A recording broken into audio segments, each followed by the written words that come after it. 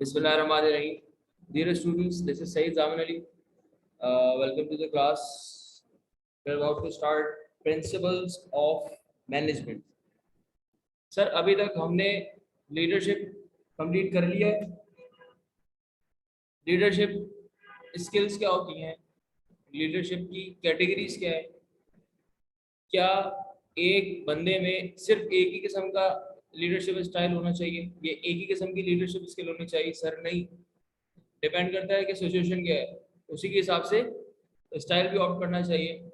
तो ये हमें बताया कंटिजेंसी अप्रोच ने, फिर हमने कॉन्टेम्प्रेरी अप्रोच में भी चीज़ें पढ़ी, और हमने एंड में पढ़ा कि एक अच्छे लीडर की क्या खसूसियात होती है. सर चैप्टर कंप्लीट हो जाने के बाद अब मैं खड़ा हूँ अपने अगले चैप्टर में. इस चैप्टर का वो नाम है जिसका आपने बहुत दफ़ा जिक्र सुना भी होगा, ठीक है, कि डेलीगेशन. डेलीगेशन एक लीडरशिप स्टाइल में हमने ये भी देखा था कि डेलीगेशन एक पार्टिसिपेटिव होता है, एक डेलीगेशन कि आपने डेलीगेट कर दिया अपने सबऑर्डिनेट्स को कि तुम ही आइडेंटिफाई करो प्रॉब्लम्स को और तुम ही उनका सॉल्यूशन भी आइडेंटिफाई करो. सर वो डेलीगेशन और वो अथॉरिटी अब हम पढ़ने जा रहे हैं.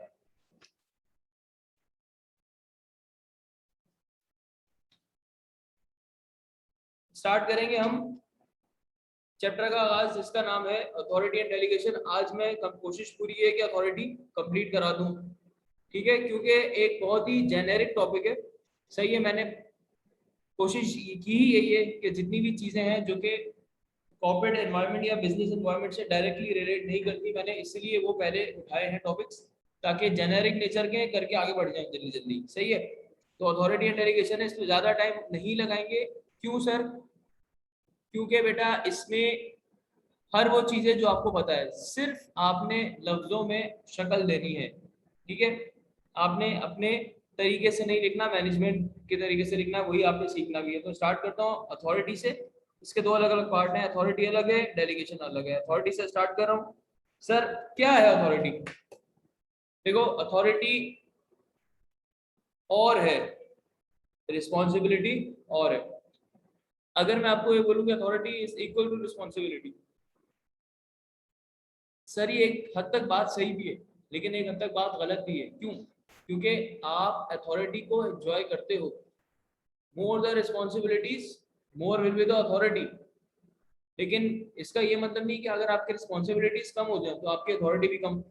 इस तरीके से कंपेयर अगर करें तो सर अथॉरिटी और रिस्पॉन्सिबिलिटी दो अलग अलग चीजें हैं, ये दो अलग अलग देखी जाती है. सर बिजनेस एनवायरनमेंट में या कॉर्पोरेट एनवायरनमेंट में अगर हम अथॉरिटी की बात करें तो हमारे पास जो जनरल अथॉरिटीज होती हैं, जो आप बिल्कुल ऊपर खड़े होकर देखो, अगर और मजीद अंदर जाते रहोगे तो स्पेसिफिकेशन बढ़ती रहेगी, फला authority, line authority, staff authority. और ऊपर से खड़े होकर देखो तो आपको नजर आता है कि यार एक बंदे के पास अथॉरिटी है, एक के पास नहीं. एक बंदा ऑथोराइज्ड है कोई भी काम करने के लिए और एक बंदा ऑथोराइज नहीं. तो जो ऑथोराइज्ड है वो बड़े होते पे होता है नॉर्मली, और उसके पास वो पावर होती है, अथॉरिटी होती है जिसका वो इस्तेमाल कर सकता है. सर दूसरी तरफ जो उससे छोटे ओहदे पे होता है उसके पास अथॉरिटी नहीं होती उस काम को करने की. सर समझ में आई, पता ही चला कि अथॉरिटी उन्हीं लोगों को दी जा रही है जिनके पास ओहदा है, जिनके पास बड़ा ओहदा है, जिनके जो जो हिरार्की में, हिरार्की के अंदर मैनेजमेंट लेवल पे आते हैं कम से कम, या चलो सुपरवाइजर लेवल पे भी आते हैं सर. लेकिन एक सबऑर्डिनेटर या एक सिंपल स्टाफ कभी भी ऑथोराइज नहीं हो सकता, ठीक है. जनरल बात कर रहा हूँ समझाने के लिए सारी चीजें कि सर अथॉरिटी होती क्या है. अब अगर हम और मजीद अंदर जाएं तो हमें पता चलता है कि अथॉरिटी की कुछ टाइप्स हैं. सही है, तो अथॉरिटी की टाइप्स में पता चलता है कि तीन किस्म की, अगर हम स्पेसिफिकली देखें. एक है लाइन अथॉरिटी, एक है स्टाफ अथॉरिटी और एक है फंक्शनल. सर इन तीनों में क्या फर्क है?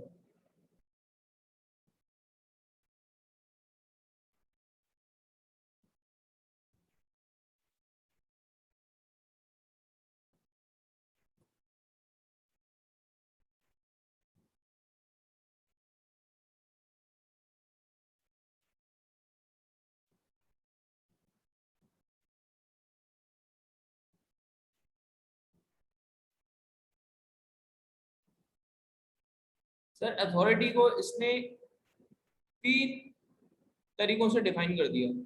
बोला कि भाई एक कंपनी के अंदर जो स्टाफ मौजूद है ना, जो लोग मौजूद हैं, staff, employees, managers, owner, CEO, CFO, CEO, हर कोई, उनके पास यही 3 किस्म की अथॉरिटीज हो सकती हैं, इसके अलावा कोई नहीं हो सकती। उसने इन तमाम अथॉरिटीज को 3 हिस्सों में तोड़ दिया, तकसीम कर दिया। सर लाइन, स्टाफ और फंक्शनल। आओ देखते हैं कि कौन सी क्या चीज है। भाई लाइन अथॉरिटी के बारे में बोलता है कि ये नॉर्मली किसके पास होती है? मैनेजर्स के पास होती है, जिनके पास फॉर्मल पावर होती है, फॉर्मल रोल होता है, डायरेक्ट कंट्रोल होता है। ठीक है,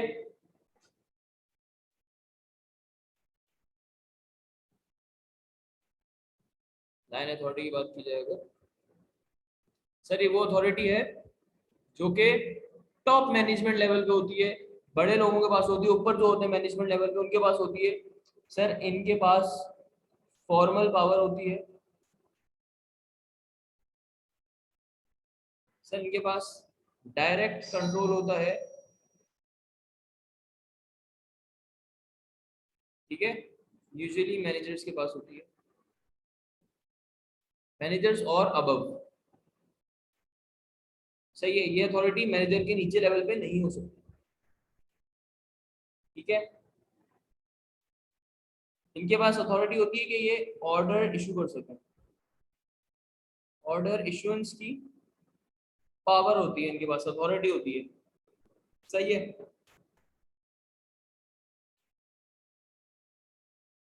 मगर सर एक दो इंपॉर्टेंट बातें, कभी भी लाइन अथॉरिटी ये इंश्योर नहीं करता कि परफॉर्मेंस इफेक्टिव हो रही है या नहीं हो रही, डज नॉट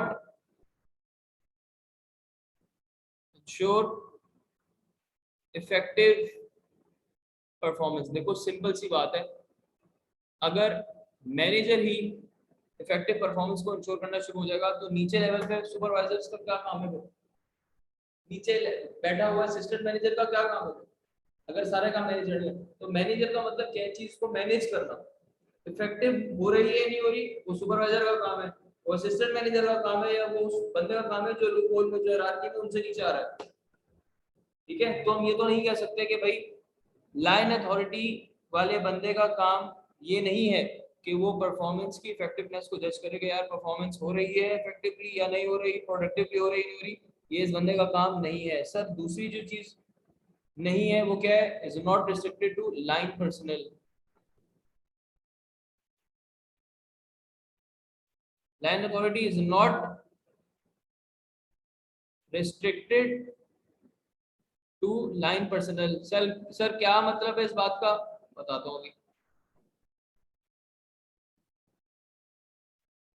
यही अथॉरिटी लाजमी नहीं है कि लाइन अथॉरिटी के पास ही रिस्ट्रिक्टेड है, उस बंदे के पास जिसके पास लाइन अथॉरिटी वही रिस्ट्रिक्टेड है। सर क्या मतलब? वो बंदा इस चीज को डेलीगेट भी कर सकता है, वो चाहे तो वो असिस्टेंट मैनेजर को कर सकता है कि तुम मेरी जगह मीटिंग में चले जाओ, तुम ये चीज कर लो जो मेरे अथॉरिटी में आती है, रिस्पॉन्सिबिलिटी, तुम ये काम कर सकते हो, मैं तुम्हें डेलीगेट करता हूँ। ठीक है, तो डेलीगेशन जो कि हमारा नेक्स्ट टॉपिक है वो यहाँ पर इस तरीके से लिंक हो रहा है। सर एग्जाम्पल देख लेते हैं, एक मैं एग्जाम्पल आपको पढ़ के बता रहा हूँ ताकि चीज समझ में आ जाए। सही है, अगर आप नोट करना चाहो आप लोग कर सकते हो। एग्जाम्पल क्या है सर?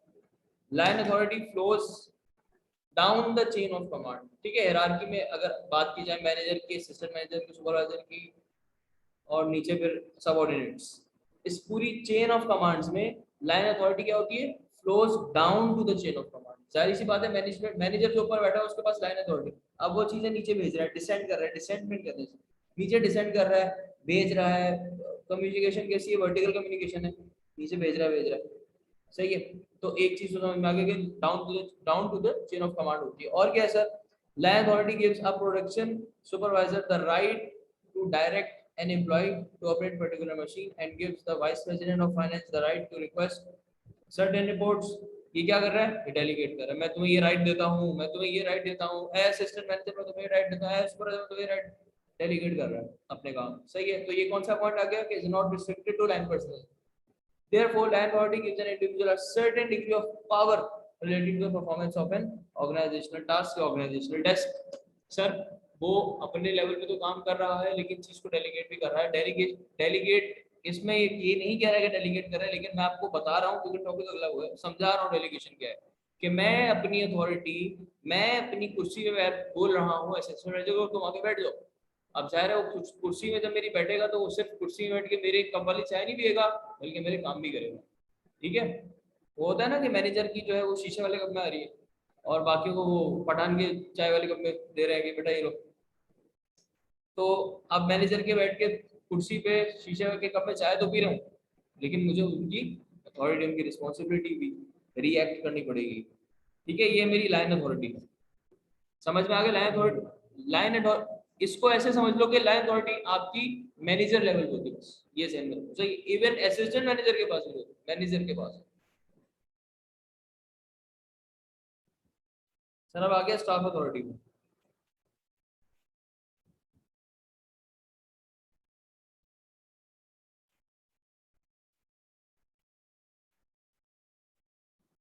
अच्छा, अभी थोड़ी देर बाद यही टॉपिक बहुत इंटरेस्टिंग होने वाला है। कब? जब लाइन अथॉरिटी और स्टाफ अथॉरिटी में आएगा कॉन्फ्लिक्ट, फिर आएगा। हम तो पाकिस्तानी है ना, हम तो फट एंजॉय करने का सोच रहे हैं। अभी की बात है, अभी गाड़ी वाले ने मुझे हिट किया, 4 लोग आ गए। अरे यार तुमने हिट कर दिया यार, ये तो गलत बात है, ऐसा नहीं होता। मैंने बोला भाई मेरे पास इतना टाइम नहीं है, सॉरी। वो उसने माजरत कर ली, मैं उठ के जा रहा हूँ। मैं आया, उठ के आ गया, सिंपल सी बात है। ना टाइम दे इतना, ना इतना वक्त बहस की जाए उससे। हाँ, सही बात है, बिल्कुल सही बात है यार। देखो, बात सिंपल सी है कि यहाँ पे किसी ने गलती तो माननी नहीं अपनी।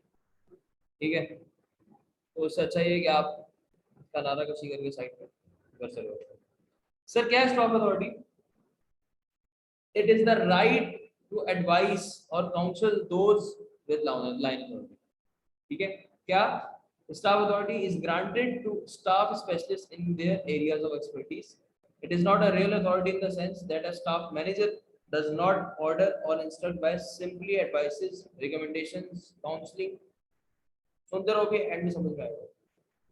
Staff specialist area of expertise and is responsible only for the quality of advice to be in line with the। Sir अब आपको शायद समझ में आ गया होगा कि क्यों मैं कह रहा हूँ कि इतना ज्यादा इंटरेस्टिंग हो जाएगा टॉपिक आगे। स्टाफ अथॉरिटी का मतलब ये है कि एक ऐसा बंदा जो कि डायरेक्टली कंपनी से रिलेट नहीं कर रहा, ठीक है, डायरेक्टली वो ऑपरेशन से रिलेट नहीं कर रहा, फंक्शन से रिलेट नहीं कर रहा, लेकिन वो अथॉरिटी रखता है कि वो उसमें इन्वॉल्व हो सके, वो उसमें इंक्लूड कर सके, उसमें दखल अंदाजी कर सके। और आपको पता है दखल अंदाजी तो वैसे पाकिस्तानियों को पसंद नहीं है। तो अब जब दखल अंदाजी होती है तो पढ़ना लाजमी है। अब बहुत ही मजे की एग्जाम्पल अगर मैं आपको दूं, प्रोजेक्ट मैनेजर और दूसरी जगह है क्वालिटी इंश्योरेंस वाला। सही है, अब कभी भी क्वालिटी इंश्योरेंस वाला प्रोजेक्ट मैनेजर जो है, उसके काम, उसकी टाइमलाइन, उसकी जो भी डेडलाइन है उसके बारे में ना वो जानता है ना वो जानना चाहता है। अब मैं हूँ प्रोजेक्ट मैनेजर, आप हो क्वालिटी इंश्योरेंस। सही है, अब 20,000 यूनिट्स किसी भी प्रोडक्ट है, कोई भी मोबाइल है, 20,000 मोबाइल, 20,000 मोबाइल ऑर्डर पे तैयार करने हैं, बता लेने आ रहा है कल। चलो एक हफ्ते बाद, मेक इट प्रैक्टिकल, एक हफ्ते बाद बंदा आ रहा है, मैं चाहता हूँ कि ये बन जाए। अब मैं टाइमलाइन कैलकुलेट कर रहा हूँ, अगर 9 से 6 बजे मैं रोज 10 स्टाफ को लगा रहा हूँ, तो मैंने अपनी लेबर कॉस्टिंग करके, डायरेक्ट मटेरियल, इनडायरेक्ट मटेरियल, हर किस्म की कॉस्टिंग करके मुझे पता चला कि ये तो 1 हफ्ता और 2 दिन लग रहे हैं 20,000 बनाने में, और जबकि मोबाइल कब चाहिए? 1 हफ्ते में। अब क्या करेगा प्रोजेक्ट मैनेजर? सही है, बोलेगा फिर शुरू हो जाओ। अब स्टाफ शुरू हो गया, उसको पता है भाई 2 दिन कवर करने, हफ्ते में 1 हफ्ते 2 दिन, 1 हफ्ते में करने। अब वो लगा हुआ है, उसके अंदर क्या होगा? Quality compromise. बड़ी सिंपल सी बात है, अगर आपको टाइम कम करना है तो क्वालिटी कॉम्प्रोमाइज। सही, कॉस्टिंग में भी होगा। Sir there comes the role of quality manager. वो बोलेगा पैरो, तुमने इसकी ये वाली क्वालिटी श्योर की, तुमने इसकी ये श्योर की, तुमने देखा कि सही है, तो साइड से टूटा हुआ है। प्रोजेक्ट करके आते हैं, जाने दे भाई, 1 हफ्ता रह गया है, बंदा आ रहा है, खड़ा हुआ है। क्वालिटी वाला क्या बोलेगा? मुझे इससे कोई लेना देना नहीं, ना मैं जानता हूँ 1 हफ्ते बाद आ रहा है, ना मैं जानना चाहता हूँ। मुझे चाहिए ये मोबाइल, हर एक मोबाइल क्वालिटी के ऊपर उतरा हुआ, और यही क्वालिटी एश्योरेंस मैनेजर का काम होता है। और क्वालिटी एश्योरेंस मैनेजर और प्रोजेक्ट मैनेजर के फटे भी होते देखिए क्या आपसे ऊपर भी आ चुका है। रीजन ये होता है कि आप चाह ये रहे हो कि काम जल्दी हो जाए और सामने वाला चाह रहा है कि काम सुथरा हो, क्वालिटी वाइज हो। यहाँ पे कॉन्फ्लिक्ट आएगा। स्टाफ अथॉरिटी वाला बंदा है quality assurance manager, line authority वाला बंदा है प्रोजेक्ट मैनेजर। ठीक है, अच्छा जी।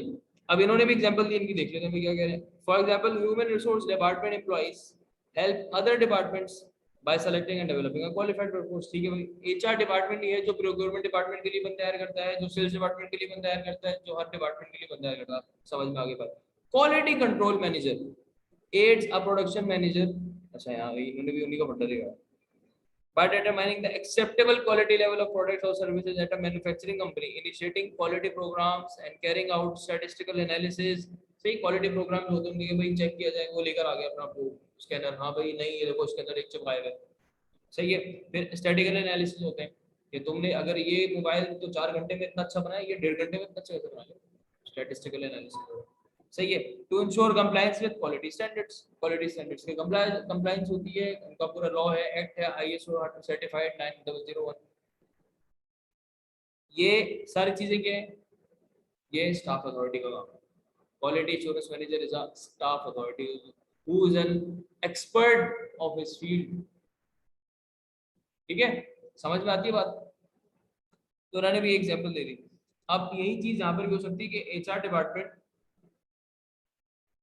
ये चाहेगा कि बंदा हायर करके दे दूं, क्योंकि मेरा काम है रिक्रूटमेंट का, सिलेक्शन का, वैकेंसीज को फिल करने का। लेकिन सामने से प्रोक्योरमेंट वाला बोलेगा अबे भाई मैंने तुम्हें 3 बंदे मांगे थे प्रोक्योरमेंट डिपार्टमेंट के, तुमने मुझे कोई मजदूर डिपार्टमेंट के भेज दिया, वो तो कह रहे हैं कितनी ईंटें उठानी। अब काम ईंटों का थोड़ी है, तो हम क्या कहेंगे भाई कि यहाँ पर प्रोक्योरमेंट मैनेजर जो है वो क्या है, स्टाफ अथॉरिटी। उसके पास स्टाफ अथॉरिटी है कि वो देख रहा है कि भैया मुझे क्वालिटी तो मेंटेन नहीं होती हुई नहीं दिख रही। और यहाँ पे एचआर कौन है, लाइन अथॉरिटी। सही है। देयरफॉर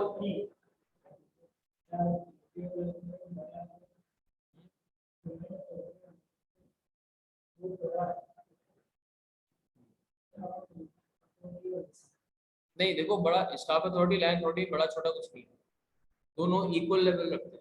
इस तरह नहीं लिखो। लाइन अथॉरिटी बताने का मकसद ये था कि लाइन अथॉरिटी मैनेजर के पास है, एएम के पास नहीं है, सुपरवाइजर के पास है। लेकिन स्टाफ अथॉरिटी में ना एएम आ रहा है ना सुपरवाइजर आ रहा है, उस तरफ नहीं गए अभी।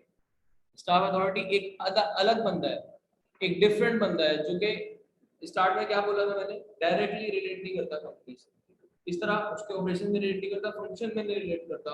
इस जुमले का मकसद ये है कि वो इक्वल अथॉरिटी रखता है लाइन अथॉरिटी की, वो ना ऊपर है लाइन अथॉरिटी से ना नीचे, इक्वल है। अब मुझे एक बात बताओ, क्वालिटी मैनेजर एश्योरेंस मैनेजर ज्यादा बड़ा है या प्रोजेक्ट मैनेजर ज्यादा बड़ा है? ना वो ज्यादा बड़ा है ना वो ज्यादा बड़ा है, ना उसके बगैर काम हो सकता है ना उसके बगैर काम हो सकता है भाई, और दोनों मैनेजर ही है। ठीक है, ये एक बात कह सकते हो कि स्टाफ अथॉरिटी में भी क्वालिटी एश्योरेंस मैनेजर आए, क्वालिटी एश्योरेंस असिस्टेंट मैनेजर ना। सही है, इस तरीके से देखा जाता है। Therefore, staff authority gives staff personnel the right to offer advice in an effort to improve line operations। ठीक है, कह सकते हैं कि भाई स्टाफ अथॉरिटी वाला जो बंदा है, स्टाफ पर्सनल है, वो एडवाइस देता है ताकि लाइन ऑपरेशंस अच्छे हो सके, इंप्रूव हो सके, प्रोडक्टिव हो सके। अब आ गया बाकी बेचारे जो कचरे हैं उनके लिए फंक्शनल अथॉरिटी। ठीक है, फंक्शनल अथॉरिटी क्या कहती है, is where managers have formal power over a specific subset of activities. क्या मतलब, इसकी भी एग्जांपल देख लेते सब समझ में आ जाएगा उससे। मतलब बेसिकली समझो कि इसमें और लाइन अथॉरिटी में फर्क ये है कि फंक्शनल अथॉरिटी में आपके पास एडवाइस देने का राइट होता है, ऑर्डर देने का राइट नहीं होता, जबकि लाइन अथॉरिटी में आपके पास ऑर्डर देने का राइट है। ठीक है, इसको इस चीज को समझो, बस ये फर्क जो मेन है वो मैंने बताया। अब समझो इस चीज को एग्जांपल से, for example members of an accounting department might have authority to request documents they need to prepare financial reports, or a human resource manager might have authority। इसको ऐसे कह लो कि आपके अकाउंट्स, आपके ऑडिट डिपार्टमेंट, ठीक है, internal audit department एक ऐसा डिपार्टमेंट है जो हर डिपार्टमेंट में जाता है, हर डिपार्टमेंट में पूछता है क्योंकि उसको ऑडिट करना है, उसको डॉक्यूमेंट चाहिए, डॉक्यूमेंट्स हर डिपार्टमेंट में। अब वो गया प्रोक्योरमेंट डिपार्टमेंट के पास, प्रोक्योरमेंट डिपार्टमेंट के लोगों को बोला कि मुझे आपके डॉक्यूमेंट्स चाहिए। अब उसके पास अथॉरिटी तो है कि डॉक्यूमेंट मांग सके, लेकिन उसके पास ऑर्डर की अथॉरिटी नहीं है। अब वो बोलेगा मुझे चाहिए, ये नहीं कह सकता, वो बोलेगा प्लीज मुझे चाहिए, ताकि प्लीज भी नहीं लगाए। थोड़ी सी बारीकी इसमें समझो, कॉर्पोरेट वर्ल्ड प्रैक्टिकली बता दो। इंटरनल ऑडिट वाला आपके कमरे में आएगा, प्रोक्योरमेंट मैनेजर को बोले आप टांग पे टांग करके बैठते हो टेबल के ऊपर और लोगों को बीच से करके देखो, ठीक है। उसके बावजूद भी जब इंटरनल ऑडिट डिपार्टमेंट का बंदा आए और आपसे डॉक्यूमेंट मांगे, तो आपने तमीज से टांगे नीचे रख के उसको देनी है। लेकिन उसको वो वाला एहतराम भी नहीं देना कि तुम्हारा यानी प्रोक्योरमेंट असिस्टेंट मैनेजर का मैनेजर मांग रहा है। अब अगर मेरा ही मैनेजर मुझसे मांगे मेरे डिपार्टमेंट का, तो मैं उसको कैसे दूंगा? माफ करना सर, लगा उसमें बच्चे दो बैठे हैं मेरे लिए।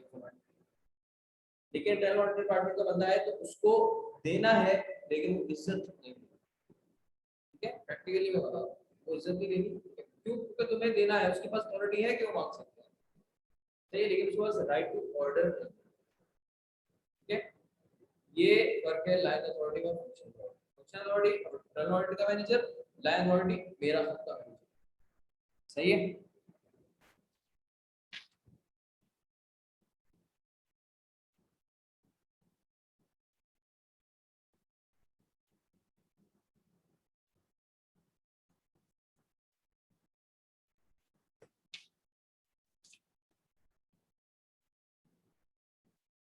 आ जाता है जल्दी से लाइन और स्टाफ अथॉरिटी के डिफरेंस में।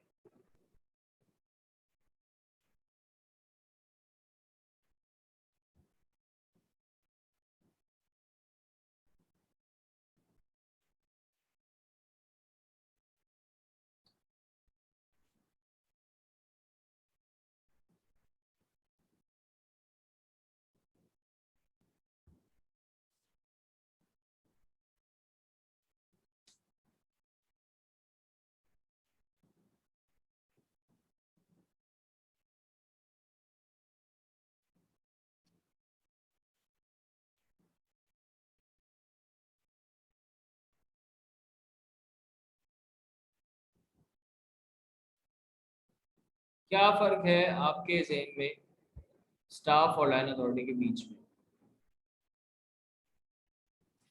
जी जनाब। सबसे पहले तो रिवाइज करो कि क्या है लाइन अथॉरिटी स्टाफ अथॉरिटी। आपको मैंने बहुत अच्छी एग्जांपल बताई, उसी से ध्यान में लाओ कि quality assurance manager versus project manager, ठीक है, यही वाली बात होगी।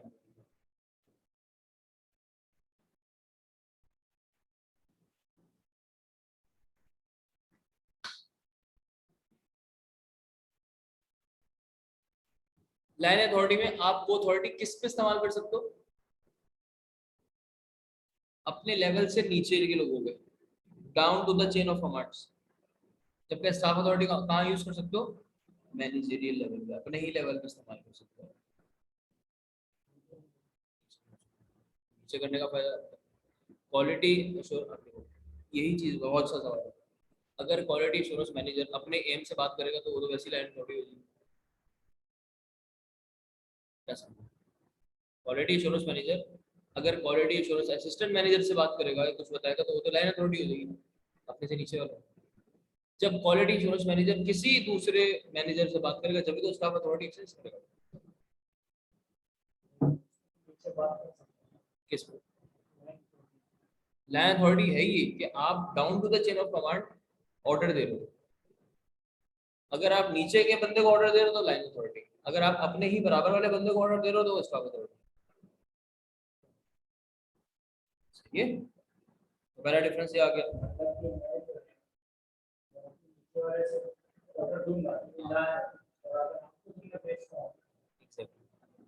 ठीक है, इसका देखो बेसिकली कॉन्सेप्ट यही है, बड़ा फजूल सा है जो नाम रखा हुआ है, लेकिन अब है तो बता देता हूँ बच्चों को। लाइन अथॉरिटी का मतलब ये होता है कि लाइन है।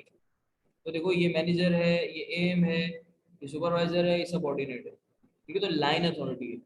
जबकि स्टाफ क्या है? स्टाफ देखा जाता है कि क्योंकि आपने कम्युनिकेशन में पढ़ा होगा, बिजनेस कम्युनिकेशन क्लास अगर आपने ली उसमें बताएंगे आपको कि एक होती है वर्टिकल कम्युनिकेशन, होती है हॉरिजॉन्टल कम्युनिकेशन। वर्टिकल कम्युनिकेशन होती ही तब है जब down to the chain of command हो, जब लोग नीचे के लोगों से बात की जा रही है। और हॉरिजॉन्टल कम्युनिकेशन का मतलब ये होता है कि अपने ही लेवल पे बात की जा रही है। तो अपने ही जो लेवल पे बात की जा रही होती है तो वो स्टाफ होता है बेसिकली, तो इसलिए स्टाफ अथॉरिटी क्या दिया, उसको लाइन अथॉरिटी क्या दिया। कौन सी? समझ नहीं आई।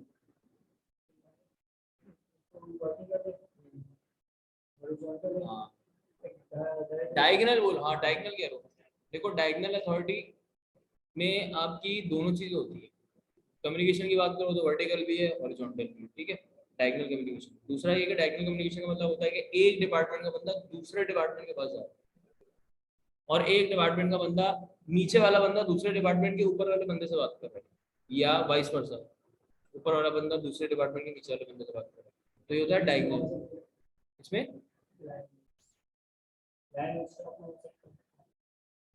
अभी तो पढ़ा था हमने। उसके बाद फंक्शनल अथॉरिटी। फंक्शनल अथॉरिटी में ये तो था कि इंटरनल ऑर्डर आया मेरे पास, मैं एएम हूँ, मैं सुपरवाइजर हूँ प्रोक्योरमेंट डिपार्टमेंट में, तो मैं वो मुझ पर फंक्शनल अथॉरिटी एक्सरसाइज कर सकता है। डायगोनली तो इंटरनल ऑर्डर का बंदा दूसरे डिपार्टमेंट के एएम से बात कर, मैनेजर दूसरे के, इसे कहते हैं फंक्शनल अथॉरिटी, ठीक है। वो डायगोनल है, एग्जैक्टली डायगोनल कह सकते हैं। अच्छा जी, अच्छा ये हो गया pertains to, पूरा पूरा लिख लो। सबऑर्डिनेट्स को डायरेक्ट किया जाता है इसमें, और यहाँ पे मैनेजर टू मैनेजर लेवल का रिलेशनशिप है। मैनेजर टू मैनेजर लेवल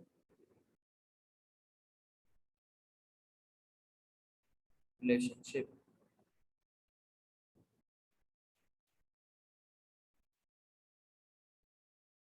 ठीक है।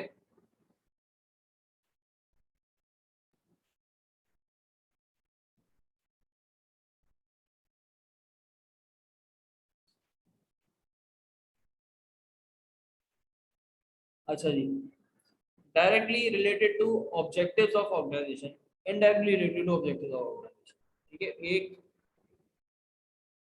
ऑर्गेनाइजेशन के ऑब्जेक्टिव्स से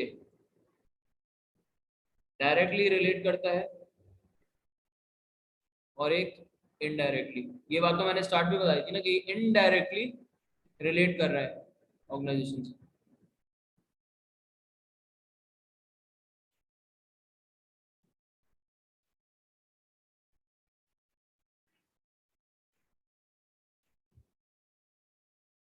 डील्स, लाइन अथॉरिटी की बात हो रही है, deals mainly with the exercise of authority along the channel of line authority, जबकि स्टाफ अथॉरिटी में deals mainly with the exercise of authority to the channel of line authority, along with the channel of line authority to the channel of line authority। Sir क्या मतलब है, अभी लिखते हो।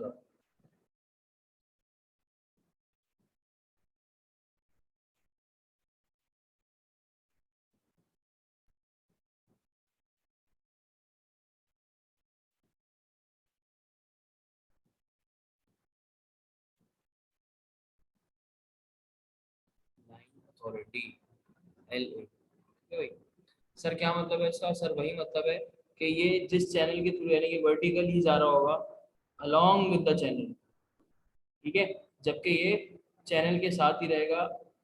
Staff authority जो भी हमने पढ़ा, हॉरिजॉन्टल, ये वर्टिकल और हॉरिजॉन्टल का फर्क बता रहा है। सर इसमें आप ये पॉइंट भी लिख सकते हैं कि यहाँ पर कम्युनिकेशन वर्टिकल होती है, यहाँ पे हॉरिजॉन्टल होती है, लिख सकते हो आप, ये भी फर्क है।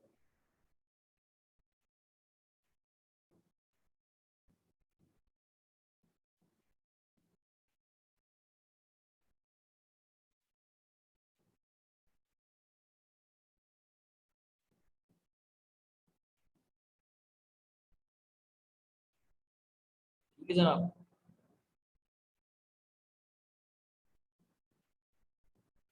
ये डेजिग्नेटेड होता है एज अ, यानी कि इसकी जो पोस्ट का नाम होता है वो क्या होता है, लाइन मैनेजर, इसको कहा जाता है लाइन मैनेजर, जबकि इसको कहा जाता है स्टाफ मैनेजर।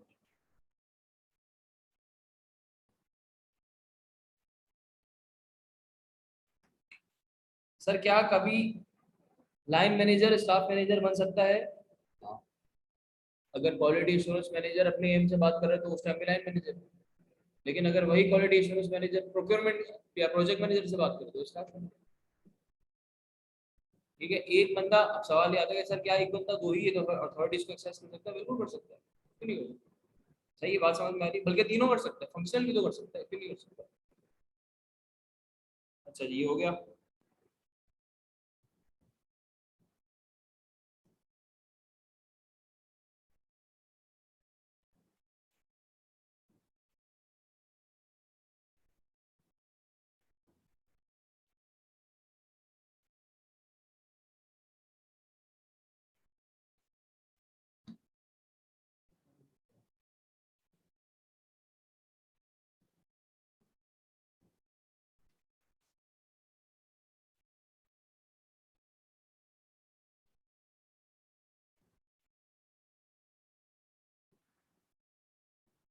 इस पे आ गए हम रिस्पॉन्सिबिलिटीज पे।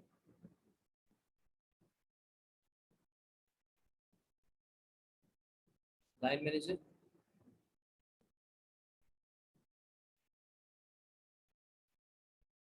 Staff manager. सर हम अपनी एग्जांपल से ही बता सकते हैं कि लाइन मैनेजर की क्या रिस्पॉन्सिबिलिटीज होंगी, स्टाफ मैनेजर की क्या होंगी। ठीक है, क्योंकि project manager line manager directly relate कर रहा होता है ऑर्गेनाइजेशन के ऑब्जेक्टिव से, तो उसकी क्या रिस्पॉन्सिबिलिटीज होगी, ऑब्जेक्टिव, प्लान, पॉलिसीज ये फॉर्मुलेट करना, ये बनाना। ठीक है, डिसीजन मेकिंग करना कि प्लान को एग्जीक्यूट कैसे किया जाएगा, इन पॉलिसीज को, प्लान्स को जो हमने बनाया उसको एग्जीक्यूट कैसे किया जाएगा। ठीक है, और ये प्रोवाइड करना, रिसोर्सेज प्रोवाइड करना कि भाई मेरे पास इतने इतने लोग हैं, ये सब एचआर का काम, लाइन मैनेजर। ये मेरे रिस्पॉन्सिबिलिटी होंगी लाइन मैनेजर की।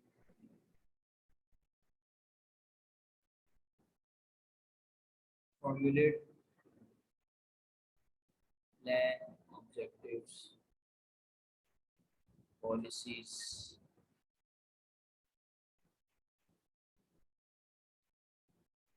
To execute these three। तीनों को एग्जीक्यूट कैसे करना है, ये प्लान किया जाएगा, और सुपरविजन और लीडरशिप प्रोवाइड करना। ठीक है,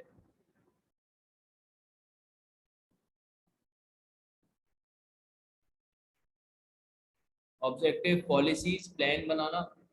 ठीक है, उसको एग्जीक्यूट कैसे किया जाएगा, वो प्लान करना कि इसको एग्जीक्यूट कैसे करूँ, और उसी प्लान पे उसकी सुपरविजन प्रोवाइड करना, उसकी लीडरशिप प्रोवाइड करना, ये काम है लाइन मैनेजर का। ठीक है सर, जब एग्जीक्यूट,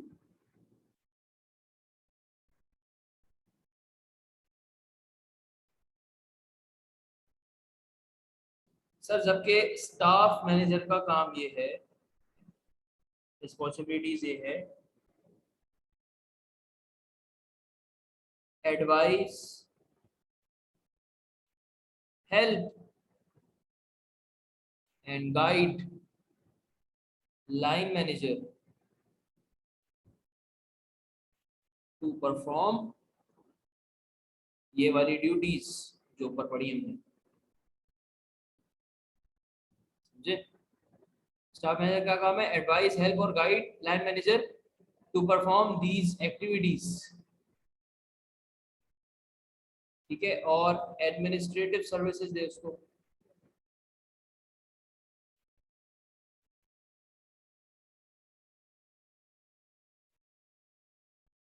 सिलेक्शन और ट्रेनिंग ऑफ एम्प्लॉयज पे हेल्प करे।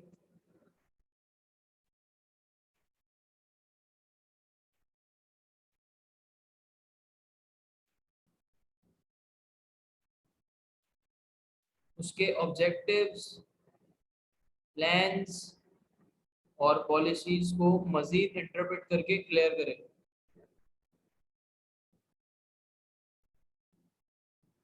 सही, अब उसने पॉलिसीज बना दी, कितनी बड़ी थप्पी किताब की रखी हुई ऑफिस में। अब ये स्टाफ मैनेजर का काम है कि उसकी जो मेन मेन बातें हैं, उसके जो इंपॉर्टेंट पॉइंट्स हैं जो एम्प्लॉय से रिलेट करती हैं, एम्प्लॉयज को, जो स्टेक होल्डर्स, डिफरेंट जितने भी स्टेक होल्डर्स हैं उनके जो जो मेन पॉइंट उनसे रिलेट करते हैं, उनको किसी तरीके से पहुंचाए, कम्युनिकेट करे। सही है, यानी कि उनकी पॉलिसीज को और मजीद अच्छे से इंटरप्रेट करके रेलेवेंट लोगों तक पहुंचाए। और आखिरी रिस्पॉन्सिबिलिटी मेजर ऑर्गेनाइजेशनल इफेक्टिवनेस, कि कितनी इफेक्टिवली चीजें अचीव हो जा रही हैं, कितनी इफेक्टिवली काम हो रहा है, लाइन मैनेजर किस तरीके से अपनी परफॉर्म कर रहे हैं ड्यूटीज को, क्या जो प्लान, ऑब्जेक्टिव्स और पॉलिसीज फॉर्मुलेट हुई है वो in according with the requirement and objectives and goals of organization हो रही है नहीं हो रही, ठीक है, ये सारी चीजें देखिएगा। सर अब आ गया वो टाइम जिसका हमें इंतजार था, क्योंकि पाकिस्तानी है इसलिए हमें ये चीजें मजे की लगती हैं और यही करते भी हैं। कॉन्फ्लिक्ट, लाइन और स्टाफ का कॉन्फ्लिक्ट, जिसमें मैं आपको थोड़ा बहुत बैकग्राउंड दे चुका हूँ, सही है। मजीद कहानी क्या है सुन लो, काफी है।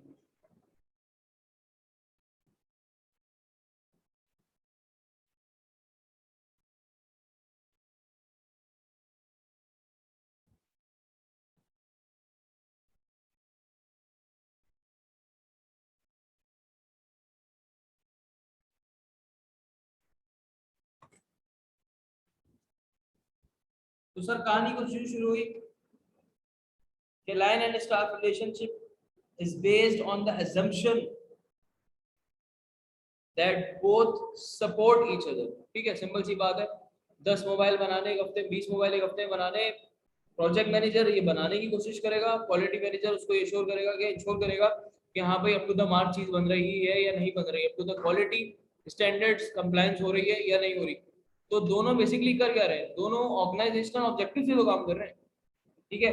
तो जो काम प्रोजेक्ट मैनेजर का है, क्वालिटी मैनेजर उसमें सपोर्ट कर रहा है, ठीक है भाई। that both support each other and work harmoniously to achieve organizational objective, ठीक है भाई। however there are frequent instances of conflict between line and staff in the organization, सही है। कुछ ऐसे frequent instances हैं, कुछ habitual instances हैं, कुछ unavoidable instances हैं, वाकयात हैं, events हैं, जो कि एक ऐसा कॉन्फ्लिक्ट प्रोड्यूस करते हैं जो लाजमी है, होगा ही होगा। जिस तरह एग्जांपल मैंने आपको दी हुई वाली, this generates lot of friction and loss of time and consequently loss of organizational effectiveness, ठीक है भाई। सिंपल सी बात है, जब घोड़ा उड़ी में वो बोलेगा जल्दी बनाना है, वो बोलेगा नहीं तमीज से बनाओ, बड़े तुम जितना जल्दी बनाओ लेकिन मेरी क्वालिटी एजम्पशन पे पूरा करना चाहिए। अब अगर उसकी क्वालिटी एजम्पशन पूरा उतरेंगे तब तो उतना ही टाइम लग जाएगा, एक हफ्ता 2 दिन, और टाइम मेरे पास एक हफ्ता है। तो बैठ गए सर पकड़ के भाई क्या करें। तो ये क्या है, देखो उसका फिर एक अलग टॉपिक है, वो आप लोगों में डिस्कस नहीं हुआ, लेकिन मैं आपको बता देता हूँ। उसमें हमारा देखो ये स्ट्रक्चर कहलाता है मैट्रिक्स ऑर्गेनाइजेशन, उसे कहते हैं matrix organization. Matrix organization section में ये बात होती है कि अगर इस तरह की कोई कॉन्फ्लिक्ट अराइज हो तो आप दोनों को बिठाकर, जो उनके ऊपर जो मैनेजर होगा दोनों को बिठा के कॉन्फ्लिक्ट को रिजॉल्व करो। बल्कि एक सेकंड, कॉन्फ्लिक्ट रिजॉल्व वाला आ गया है, इसको रिजॉल्व कैसे किया जाए उसमें आएगा, लेकिन उसमें मोर और लेस ही होगा, बिठा दो दोनों को चेयर पे और बता दो भाई क्या मसला है, फिर दोनों रिजॉल्व कर लो बैठ के, होगा यही मोर और लेस। देखो यार ये सारी बातें अंग्रेजों की लिखी, वहां तो ऐसा हो सकता है ना। अब यहाँ पे आप बैठाओगे यहाँ पे ऑफिस में तो बोलेंगे अरे नहीं सर हम तो पैदा ही साथ हुए थे, हम तो बहुत अच्छे दोस्त हैं। फील्ड में जाके वही मुक्का मुक्की शुरू हो जाएगी।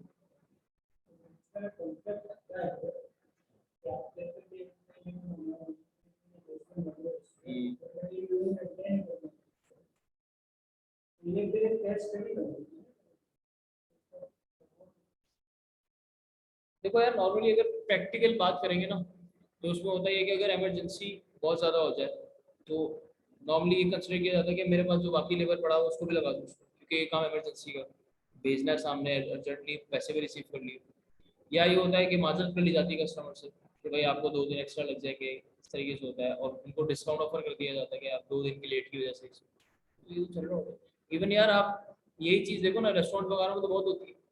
तो मैं बड़े पैमाने बात कर रहा हूँ, फैक्ट्री में मुझे देखते चलता हुआ आ रहा है, वो प्रोडक्ट लाइन से आ रहे हैं, वो चेक करना सही है। लेकिन रेस्टोरेंट की बात करूँ तो क्या है, एक वो आपको बोलते हैं आधे घंटे में, लेकिन चीज़ पौने घंटे में आ रही है। अब इसका जो कंज्यूमर है रेस्टोरेंट के बर्गर का या खाने का, वो कंज्यूमर तो ऐसा ना बोलेगा चलो सही। लेकिन अगर वो सामने एक बहुत बड़ा बिजनेस है और उसका कस्टमर है या उसका कंज्यूमर कोई बहुत बड़ा मालिक है किसी कंपनी का, उसको मैं बोलूँगा 2 दिन लेट, तो बोलेगा बेटा। तो यहाँ पर मसला आ जाता है, यहाँ पर इसलिए इस चीज़ पे बहुत ज़्यादा काम है। ऐसी कोई चीज़ आने ही ना दो। इससे फिर अगर इसको और मजीद देखा जाए तो फिर इन्वेंट्री मैनेजमेंट की तरफ चला जाता है कि आप इन्वेंट्री अपनी इतनी अच्छी मैनेज रखो कि आपके पास चीज़ें मौजूद होगी, फिर डिमांड एंड सप्लाई अपने पास रखो, अच्छी रिसर्च एंड R&D डेवलपमेंट होनी चाहिए, आपकी रिसर्च अच्छी होनी चाहिए, ये सारी चीज़ें। लेकिन इसका अपेरेंटली मतलब अल्टीमेटली यहाँ पे अगर पहुंचे ना बात कि यार एक हफ्ते में जो है वो करूंगा मैं, लेकिन टाइम में एक हफ्ते 2 दिन का लग रहा है, तो यहाँ पर आके बंदा स्टक होता है और उसके ही 2 3 ऑप्शन है जो मैंने आपको बताया। सही, या तो माजरत कर लो, या लेबर और मौजूद है तो कर लो। बहुत सारी जगह पे ऐसा होता है कि कॉन्ट्रैक्ट पे, एक तो परमानेंट लेबर होता है ना, एक कॉन्ट्रैक्ट पे लेबर मंगवा लिया जाता है कि मुझे एक हफ्ते के लिए 2 हफ्ते के लिए चाहिए उनको, क्योंकि लेबर को तो दिन की दिहाड़ी मिल रही होती है, वेजेस होते हैं उनके, तो ये सारी बात। अब देखो इसमें तुम्हें कोई थ्योरी नहीं पढ़नी पड़ेगी। खुद अगर आप, अगर किसी भी कंपनी या किसी भी बिजनेस का मालिक उनको सोचोगे तो आपको कुछ जहन में आ जाएगा। इसमें कोई थ्योरी पढ़ने की तो चीज़ नहीं। अगर मैंने चीज़ ना भी पढ़ी होती सर हमने, तो मैनेजमेंट की इतनी मोटी मोटी किताबें पढ़ी, हमें पढ़नी पड़ी मुझे, सी में पढ़नी पड़ती है आपको, तो हमें अंदाजा है। लेकिन जो यार बिजनेस का इतना बड़ा बिजनेस का मालिक है वो थोड़ी सी करके बैठा हुआ, वो तो मैंने देखा भी कॉम भी नहीं किया होता उन लोगों ने, और वो डिसीजन ले रहे होते हैं यार, और उनको देख कर ही तो मैनेजमेंट की किताबें बनती है। लेकिन हमें किस चीज़ से फोकस करवाया जाता है, नहीं पढ़ो, पढ़ोगे तो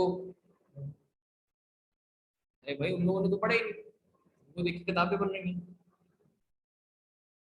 सोच का फर्क है। देखो हम उस माशरे में रहते हैं जहाँ पे बच्चों को बताया जाता है कि तुम पढ़ोगे नहीं तो तुम जूस पॉलिश करो, जबकि अगर आप बाहर के मुल्कों में देखो तो वहां तो इनकरेज किया जाता है कि do your own business, do your own work. अगर बच्चों को माशरे में ये सिखा दें उनके बेटा देखो वो अपना काम कर रहे हैं तो बहुत खुश है। तुम्हारे पापा सुबह जाते हैं शाम में आते हैं, वो देखो कैसे बेचारे वो गंजे हो गए। लेकिन नहीं, हम बोलते हैं तुम्हें गंजा होना मंजूर है, लेकिन तुम उसकी की तरह खुश नहीं होना, अपना नहीं कमाना। ठीक है। एक बहुत खूबसूरत कॉल है, हजरत अली का कॉल है कि अगर आप तिजारत कर रहे हो ना, तो आप अपने रिस्क के 4 हिस्से कमा रहे हो।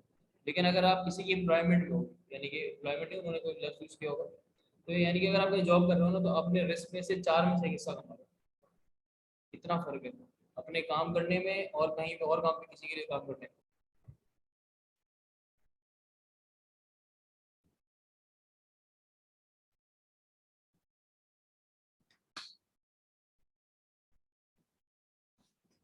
तो सर ये हो गया, कॉन्फ्लिक्ट आ गया, कुछ भी कर लो ये तो होगा।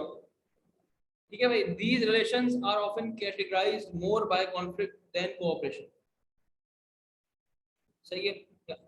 वही वाली बात घूम फिर के उधर ही आने वाली कि बैठा के बोलेंगे कॉपरेट कर लो यार, बात कर लो, डिस्कस कर लो। स्टाफ स्पेशलिस्ट कंप्लेन, अब वो कहानी बता रहा है कि क्या तमीज बांध रहा है। Complain that line managers are restrained to their ideas, and line managers complain that staff managers are sky gazing specialists. Sky gazing मतलब exaggerate, बहुत लंबी कर रहा है फजूल की। Specialists with no comprehension of practical situation। वो कह रहा है प्रैक्टिकल सिचुएशन ही नहीं देख रहा भाई, मेरे को एक हफ्ते में चाहिए, एक हफ्ते 2 दिन में, 2 दिन का काम एक हफ्ते में चाहिए, और ये बोल रहा है कि ऐसे करो, इसमें तो एक हफ्ता 2 दिन लग जाएगा। दोनों अपने अपने लेके बैठे हैं, रो रहे हैं बेचारे। Such attitude prevails because due to a number of reasons which are categorized under 3 categories। भाई किन किन वजहों से ये सारी चीजें जो है वो सामने सामने करना पड़ती है। वो कह रहा है 3 चीजें उसी की वजह से करनी पड़ती हैं। थ्योरेटिकल बात है, थ्योरेटिकल देख लेते हैं क्या कह रहे हैं। सबसे पहले लाइन का पॉइंट ऑफ व्यू क्या है भाई, देख लेते हैं लाइन मैनेजर भाई क्या रो रहे हैं अपना।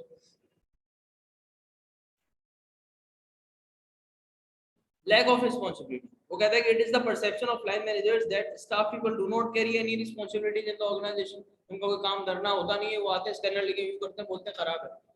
अपने अपनी इतनी मेहनत की यार, मोबाइल बनाया है इतनी मेहनत से यार, वो कह रहा है खराब है यार, ऐसा थोड़ी होता है। तो ये एक है कि लैक ऑफ रिस्पॉन्सिबिलिटी। तो लाइन का पॉइंट ऑफ व्यू है कि हाँ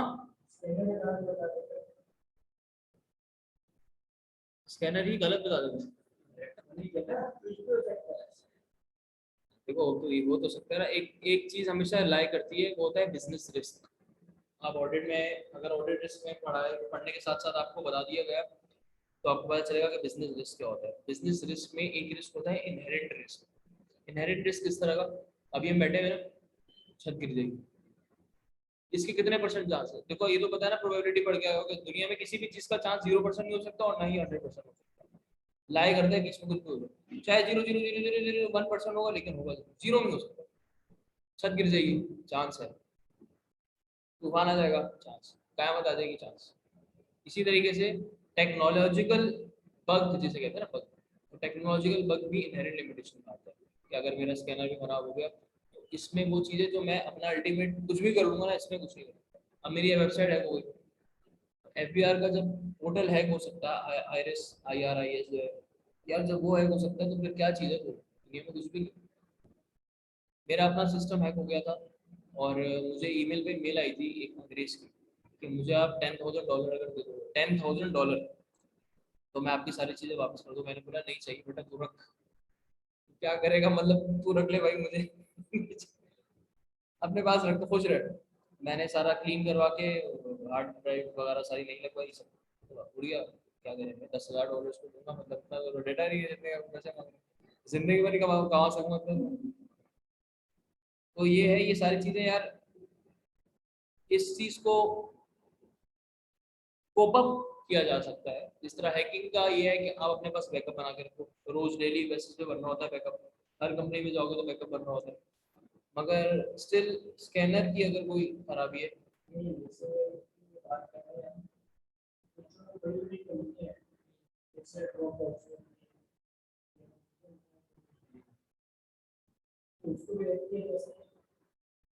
देखो ये तो पाकिस्तानी पोर्टल है ना यार, ये तो आपको पता है कि टेक्नोलॉजी में पाकिस्तान 50 साल पीछे। वहाँ की टेक्नोलॉजी और वहाँ की चीज़ों को हैक करना इतना ईजी नहीं है।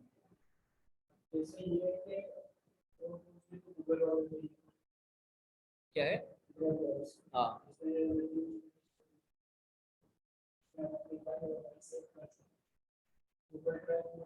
बिल्कुल।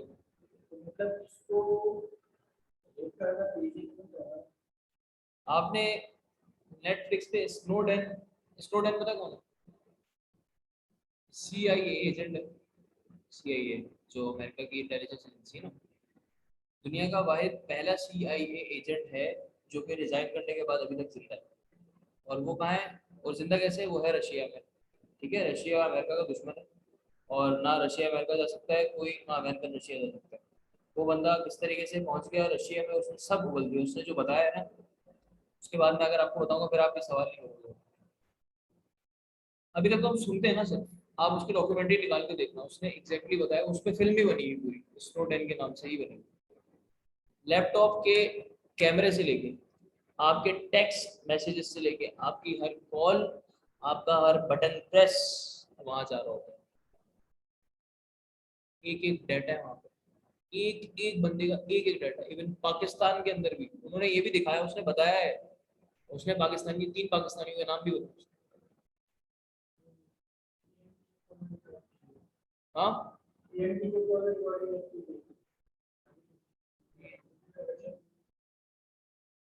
तो उनके पास हैकिंग इजी नहीं, क्योंकि वो खुद बेसिकली पूरी दुनिया पे कंट्रोल रखे हुए इस तरीके से।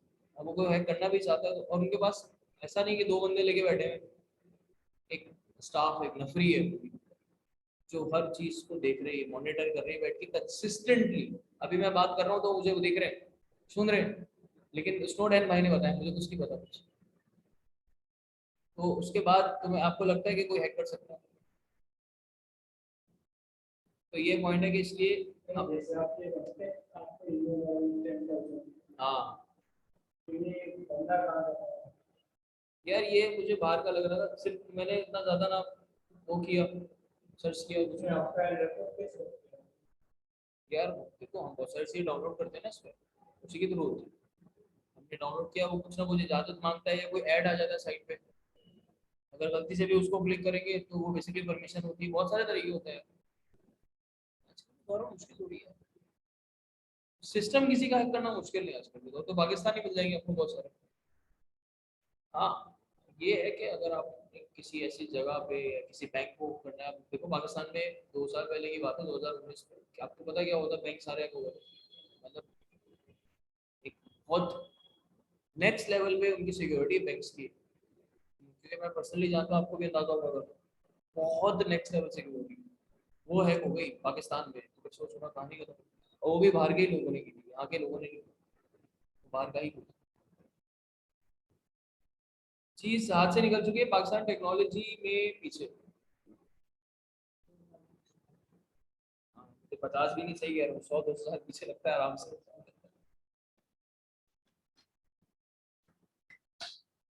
कितने लोग हैं आपके सामने अभी जो फील्ड परस्यू करने के लिए कहते हैं कि मैं एआई में जा रहा हूँ, आर्टिफिशियल इंटेलिजेंस की तरफ जा रहा हूँ। अभी मतलब यार अभी भी computer science engineering doctor, computer science engineering यार, मतलब लिटरली यार आर्टिफिशियल इंटेलिजेंस का दौर आसमान पे पहुंच चुका है। यहाँ पे ईआरपी सैप यूज हो रहे हैं, वहां बाहर पता नहीं कौन से सॉफ्टवेयर यूज हो रहे हैं यार। बाहर आपके जो सेटलिंग बैंक है उससे एपीआई एक्सपोर्ट करके डायरेक्ट इंटीग्रेटेड सिस्टम होता है आपका यार। आपको बैंक स्टेटमेंट मांगने की जरूरत नहीं, आप सारा अपना बैंक का अकाउंट सामने देख रहे हो। इंटीग्रेशन हुई है ना सिर्फ बैंक की, बल्कि किसी भी जगह कहीं पर भी अकाउंट खुला आपके सबके इंटीग्रेशन। हम वही ईआरपी में मरे हुए और सैप तो लोगों का ऐसा है कि सैप कुछ भी नहीं है भाई, सैप तो पता नहीं किस जमाने में रह गया बस। तो मसला ना हमारी सोच का भी है। देखो बेटा स्किल्स कैसे ही, अब देखो किसी पैदा हुए बच्चे में स्किल होती है क्या?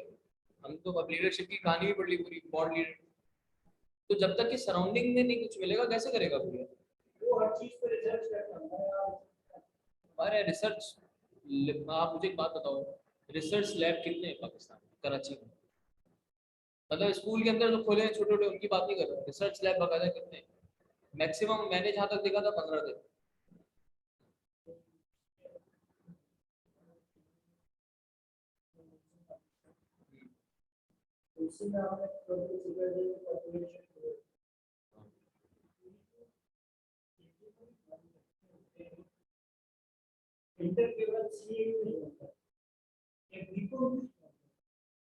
देखो आप ये भी सवाल है, बिल्कुल गवर्नमेंट को चाहिए आप फील्ड में इनको डेली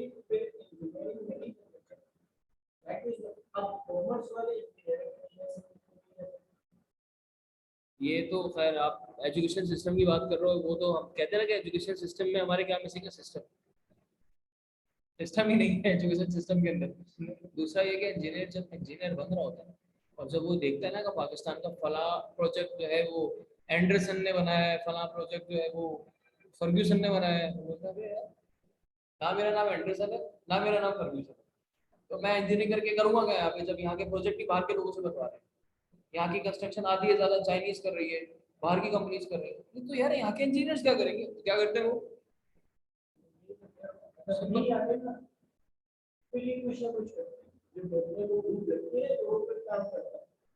ऐसा ही। आप संजय को भूख लगवाएंगे तो बंदे क्या मतलब उसको पता है कि भाई मिलना ही नहीं कुछ। ये चीजें हैं यार, दोनों एंड से मसला है। एजुकेशन सिस्टम की तो खैर बात करना ही बेकार है, गवर्नमेंट नहीं। हाँ यार यूनिवर्सिटी का अगेन एक अलग टॉपिक है और मुझे उससे भी बड़े इख्तलाफ है। हालांकि यूनिवर्सिटी तो सिंपल सी बात है, सब छोड़ के to cut it short, education हो गई कमर्शियल, यहाँ पर फुल स्टॉप लग जाता है। एजुकेशन जिस माशरे में कमर्शियल हो गई, लाइन पॉइंट ऑफ व्यू में भाई लाइन मैनेजर कह रहा है कि यार लैक ऑफ रिस्पॉन्सिबिलिटी, ये लैक ऑफ रिस्पॉन्सिबिलिटी किसकी बात कर रहा है? स्टाफ मैनेजर की, क्योंकि काम धंधा है नहीं, रिस्पॉन्सिबिलिटी है नहीं, आगे यूं करके चले जाते हैं, लैक ऑफ रिस्पॉन्सिबिलिटी उनकी। Encroachment of line authority, encroachment से याद होगा आपको पिछले दिनों कराची में क्या क्या हुआ था, इंक्रोचमेंट के नाम पे पूरा कराची उखाड़ दिया था।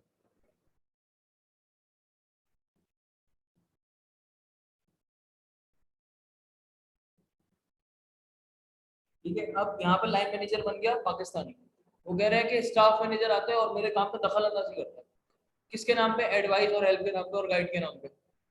वो आता है मुझसे बहस करना शुरू हो जाता है। अब देखो ये बहुत सीरियस मसला है, अभी तो हम किताबों में पढ़े ना, लेकिन लिटरली बड़ा सीरियस मसला है कि आपके ऊपर बहुत प्रेशर है, काम का आपके पास डेडलाइन है, आपको देना है, और सामने वाला बंदा आके उस टाइम पे जब कुछ करता है ना कीड़े, तो आपकी नेक्स्ट लेवल पे चीज हो जाती है ना, मतलब ये बड़ा सीरियस इशू है। अब ये कहना ही चाह रहे हैं यहाँ पे लाइन मैनेजर इन्फोर्समेंट में कि देखो एक चीज के दो पहलू होते हैं हमेशा, ठीक है? गिलास आधा, वही पुरानी किसी बड़ी मिसाल, गिलास भरा हुआ भी आता है आधा और आधा खाली भी। अब आपकी मर्जी जो बोलना, सो आधा खाली मैं बोलूँ आधा भरा।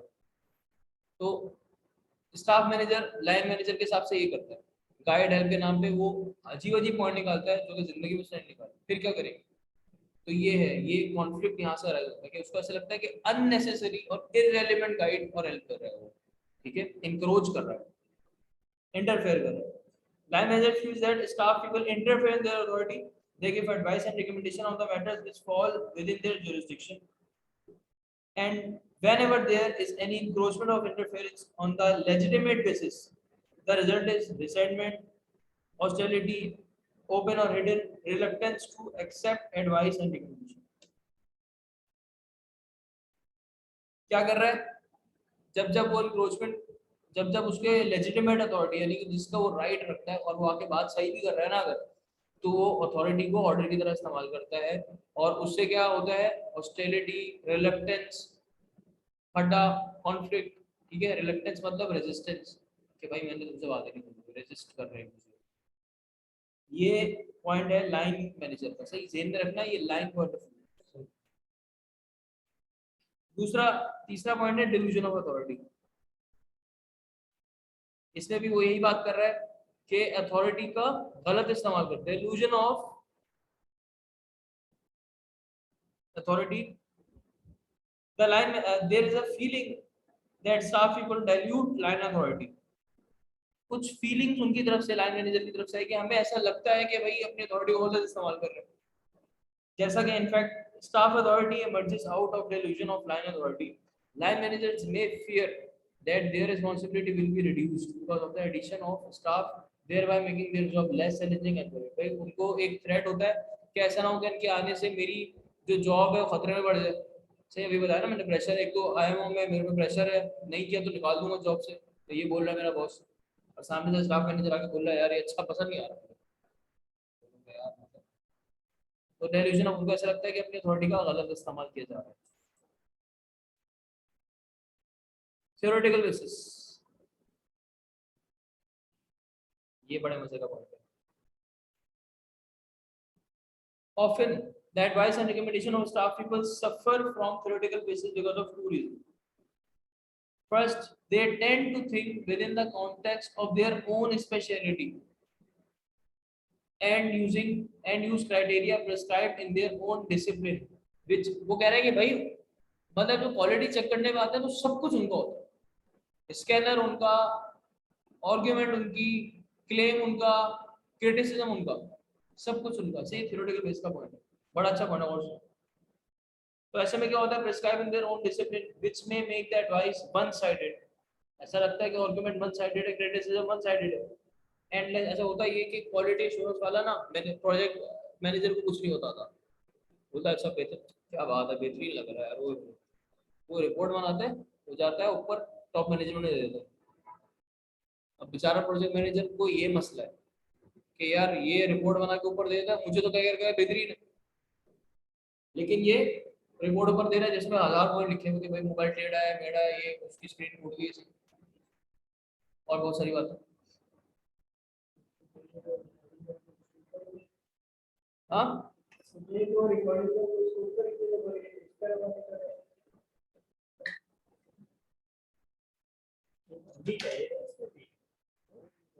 अभी स्टाफ पॉइंट ऑफ व्यू में बताया आगे देखो. अच्छा जी, तो ये एडवाइस को वन साइडेड बना देता है. दूसरा, often staff people are away from actual operation scene for which they make recommendations, and therefore they may not be able to fully appreciate the actual dimension of the people and their recommendation may not be practical. वो कह रहा है कि जब उनको, अभी हमने पढ़ के आया कि ऑपरेशन में डायरेक्टली रिलेट नहीं, जब उनको, लैंड मैनेजर का कहना है कि जब उनको ऑपरेशंस का पता ही नहीं है, एक्चुअल ऑपरेशंस के बारे में जानते ही नहीं है वो, उनको क्या पता कि ये चिप यहाँ से, उनको बस स्ट्रक्चर पता है. और देखो स्टैंडर्ड सेट होते हैं पहले, स्टैंडर्ड सब पूरी कमेटी बैठती है जिसके अंदर प्रोजेक्ट मैनेजर भी होता है, होता है, उसमें स्टैंडर्ड सेट किया जाता है कि मेरे हिसाब से स्टैंडर्ड तब होगा जब मोबाइल में ये होगा, ये होगा, स्टैंडर्ड सेट होगा. अब ये उठा के दे दिया standard quality manager assurance manager को, क्वालिटी एश्योरेंस मैनेजर आया, उसने बोला अच्छा ये भी ये नहीं है.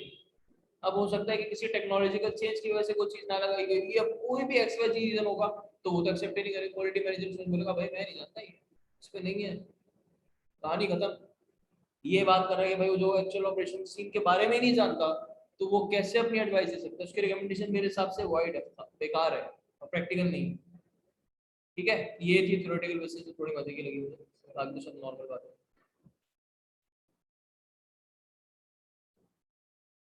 अब आ गया स्टाफ पॉइंट ऑफ व्यू।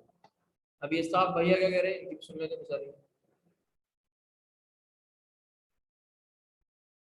अब स्टाफ पॉइंट ऑफ व्यू भी यही होगा कि भाई मैं तो वही करता हूँ जो मुझे कहा गया है, घर से तो नहीं लाता ना मैं, तो वही कर रहा हूँ जो मुझे कहा गया। और देखिए lack of proper use of staff, ओए ओए ओए, उसने आते ही छक्का मार दिया। बोला लैक ऑफ रिस्पॉन्सिबिलिटी बोला था तुमने, लाइन मैनेजर को उसने बोला कि तुमने लैक ऑफ रिस्पॉन्सिबिलिटी बोला था ना। आप देखो lack of proper use of staff, तुम अपना स्टाफ सही से यूज करते तो आज तुम्हें एक हफ्ता 2 दिन ना लगता, तुम एक हफ्ते में काम कर लेते। अगर तुम अपनी सही से डिमांड आइडेंटिफाई कर लेते तो तुम यहाँ पे नहीं होते, अपनी तुम इन्वेंट्री अगर सही से मैनेज कर लेते तो तुम यहाँ नहीं होते।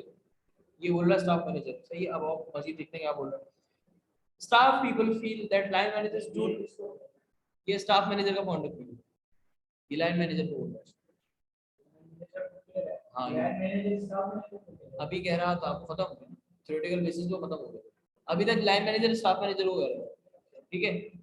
दोबारा से बताता हूँ, लैक ऑफ रिस्पॉन्सिबिलिटी कहता है कि भाई लाइन मैनेजर बोल रहा है कि स्टाफ मैनेजर तुम्हें रिस्पॉन्सिबिलिटी यूज करना नहीं आती, लैक ऑफ रिस्पॉन्सिबिलिटी। दूसरा वो कह रहा है कि भाई इंक्रोचमेंट ऑफ, तो बिला वजह इंटरफेयर करते हो। लाइन मैनेजर स्टाफ मैनेजर को बोल रहा था अभी तक, ठीक है। तुम बिला वजह इंटरफेयर कर दो इंक्रोचमेंट वाले पॉइंट में। डेल्यूजन ऑफ अथॉरिटी, तो अपनी अथॉरिटी सही से इस्तेमाल नहीं करते। थ्योरेटिकल बेसिस, तुम्हें जब ऑपरेशनल एक्चुअल ऑपरेशंस के बारे में नहीं पता तो तुम अपना प्रैक्टिकल डिसीजन या एडवाइस दे ही नहीं सकते। ये बोला है लाइन स्टाफ को।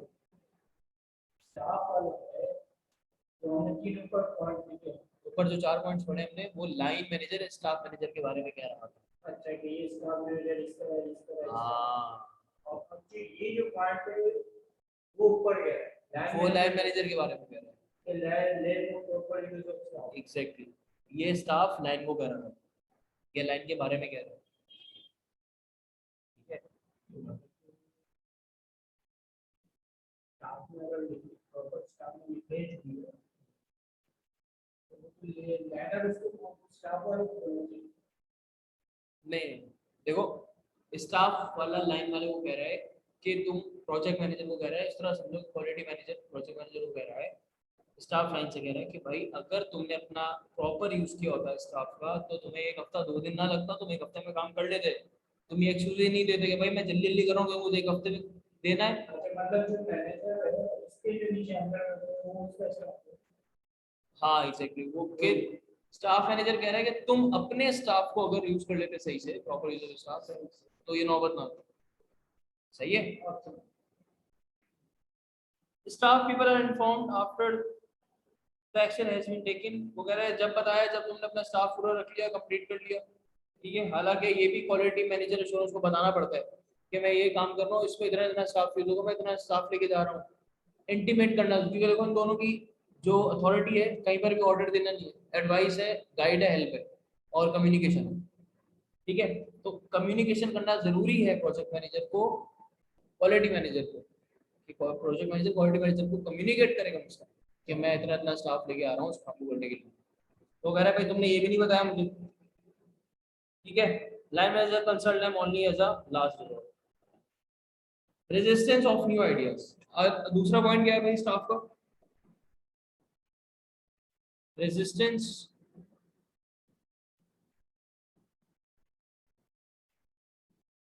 Of new ideas. इसमें क्या कह रहा है, लाइन मैनेजर स्टाफ, भाई ये बात तो समझ में आ गई ना कि अब स्टाफ लाइन से कह रहा है या लाइन के बारे में बता रहा है। वो कहता है कि line managers often resist new ideas because new ideas means there is something wrong with their present way of working, thus new ideas are treated as fault finding device in their operations and there is new ideas। वो कह रहा है कि भैया project manager हमेशा new ideas से resist करेगा।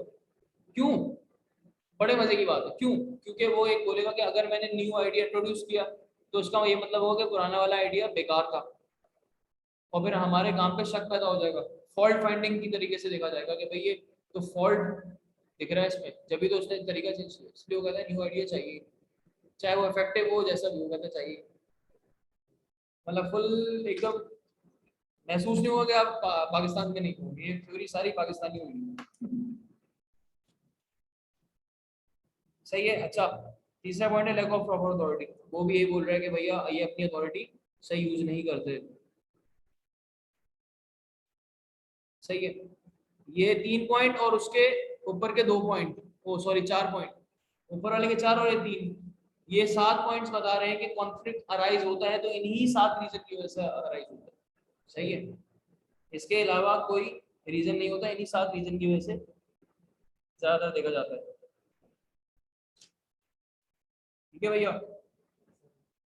अब आ गया कि इसको रिजॉल्व कैसे किया जाए। यार फटे फटे हो रहे हैं भाई इतनी कंपनी में, इसको रिजॉल्व भी तो करना है, तो अब रिजॉल्व कैसे किया जाए भाई,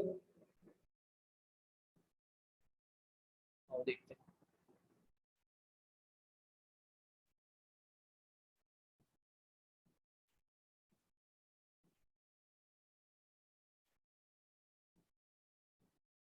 क्लास कितने बजे तक है आज, क्लास कितने बजे तक है आज, 2 2 घंटे की है ना।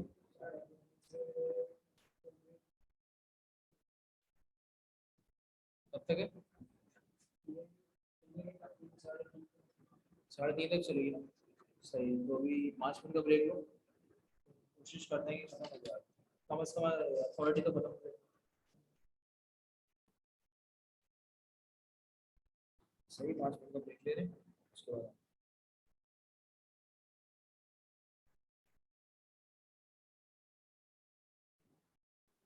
Resolving conflict. सही है, करें शुरू। सर फटा हो चुका है, दोनों एक दूसरे से नाराज हैं। अब इनका कॉन्फ्लिक्ट रिजॉल्व नहीं किया तो एक हफ्ता और एक हफ्ता 2 दिन में ऑर्गेनाइजेशन का जो ऑब्जेक्टिव है वो किल हो जाएगा। सर ऑर्गेनाइजेशन का गोल नहीं अचीव हो रहा, ऑर्गेनाइजेशन का गोल क्या है वो नहीं हो रहा, तो इस तमाम सिनेरियो में हमें एक चीज करनी जरूरी है, वो क्या है, इनकी कॉन्फ्लिक्ट को रिजॉल्व करना। तो सर कैसे रिजॉल्व करें, आओ देखते हैं।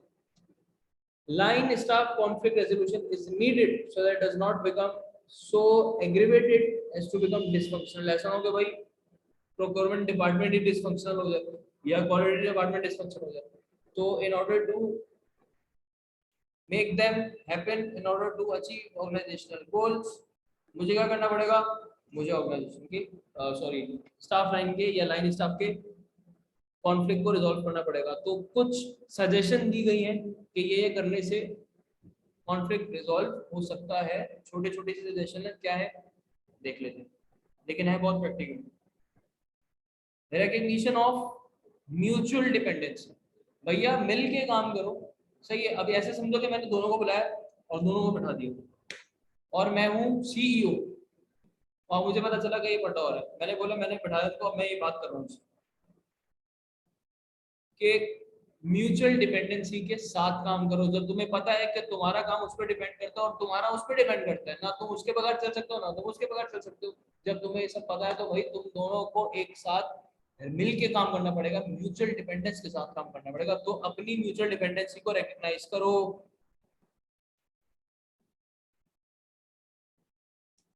रिकग्निशन ऑफ म्यूचुअल डिपेंडेंसी,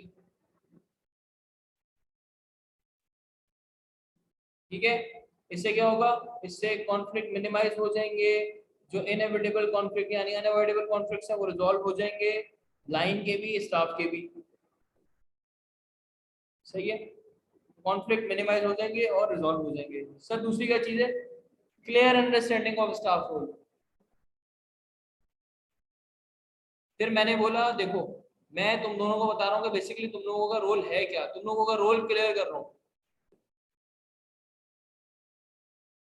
तुम लोगों को किनको कह रहा हूँ, स्टाफ रोल, स्टाफ वालों को कह रहा हूँ कि तुम लोगों का रोल मैं क्लियर कर रहा हूँ कि तुम्हारा क्या काम है।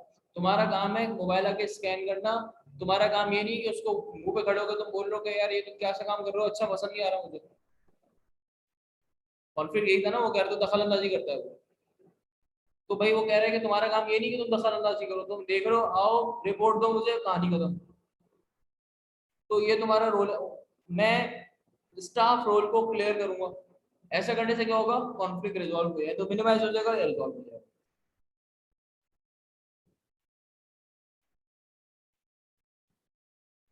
de-emphasize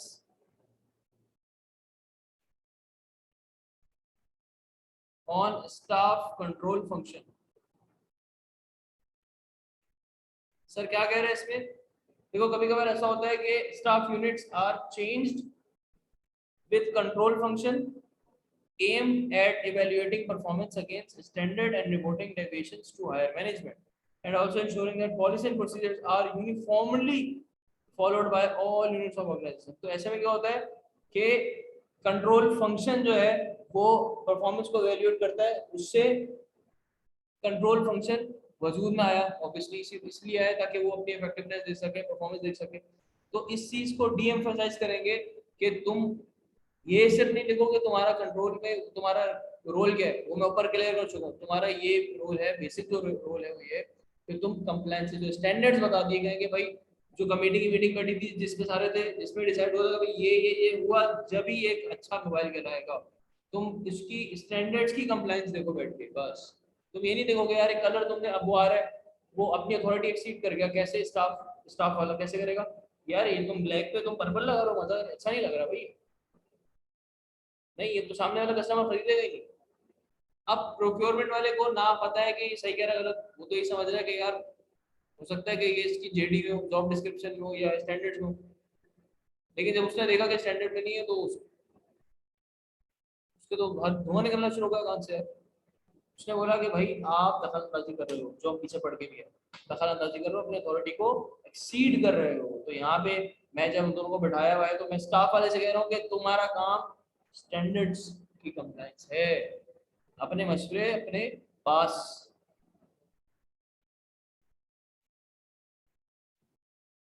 ठीक है, ये वाला प्रॉपर यूज ऑफ अथॉरिटी भी इसी के अंदर आ गया। अगला पॉइंट भी अपने मशवरे अपने पास वाला, constructive staff attitude and skills.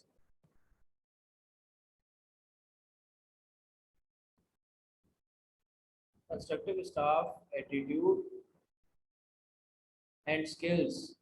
तुम लोगों को मैंने जॉब पे रखा है इसलिए नहीं कि तुम आर्ग्यूमेंट तुम क्रिटिसिज्म करो, बल्कि तुम अपने स्किल्स का मैक्सिमम फायदा उठाओ, अपने एटीट्यूड को कंस्ट्रक्टिव रखो। सिर्फ जब ही तुम ऑर्गेनाइजेशनल गोल्स में कंट्रीब्यूट कर पाओगे, वरना तो तुम हमारे लिए नेगेटिव हो, और जो हमारे लिए नेगेटिव है तो हम उसको क्यों रखे भाई। इसलिए कंस्ट्रक्टिव एटीट्यूड रखो और स्किल्स के साथ काम करो।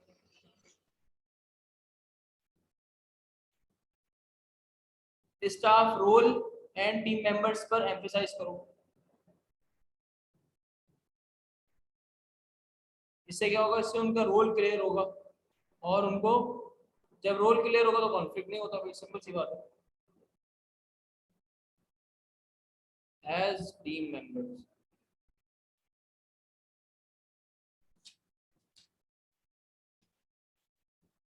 सर ये 6 तरीके हैं जिससे कॉन्फ्लिक्ट मिनिमाइज या फिर कंप्लीटली रिजॉल्व हो जाएगी। सही है भाई। अब अथॉरिटी का लास्ट टॉपिक रह गया जिसका नाम है centralization and decentralization.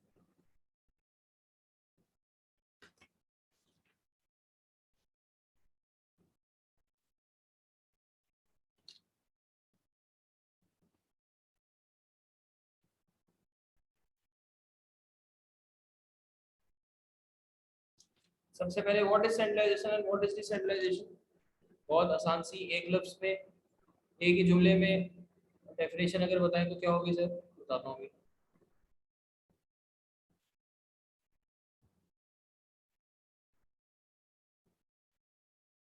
Centralised, decentralized.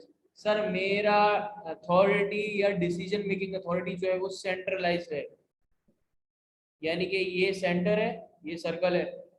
Sir ये जो सेंटर है ना, ये सेंटर से ही अथॉरिटी ऑपरेट करती है और यहीं रहती है, जबकि डिसेंट्रलाइज में अथॉरिटी घूमती रहती है, यहाँ पर भी, यहाँ पर भी, यहाँ पर भी, यहाँ पर, यहाँ पर अपने। एग्जैक्टली। सेंट्रलाइजेशन वाला क्या बोलते हैं कि भैया तुम्हारी हद बता दी उसमें ही रहो, तुम्हारी अथॉरिटी है उसमें ही रहो। इसको थोड़ा सा डिफरेंटली इस तरह देखना है क्योंकि यहाँ पे डिसीजन मेकिंग इन्वॉल्व है।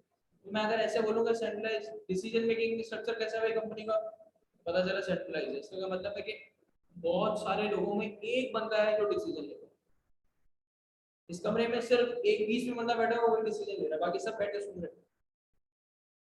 इसे कहते हैं सेंट्रलाइज्ड, सेंटर में खड़े होकर डिसीजन लेना। डिसेंट्रलाइज का मतलब क्या है? डिसीजन मेकिंग डेलीगेटेड है, यानी कि आप कह रहे हो कि भाई तुम भी ले सकते हो, सीईओ बोल रहा है कि भाई प्रोक्योरमेंट मैनेजर तुम भी डिसीजन ले सकते हो, तुम्हारा मसला हो तो सेल्स मैनेजर तुम भी ले सकते हो, इंटरनल ऑडिट तुम भी ले सकते हो, फाइनेंस तुम भी। डिसेंट्रलाइज है डिसीजन। सर कौन से ऑर्गेनाइजेशन कामयाब है?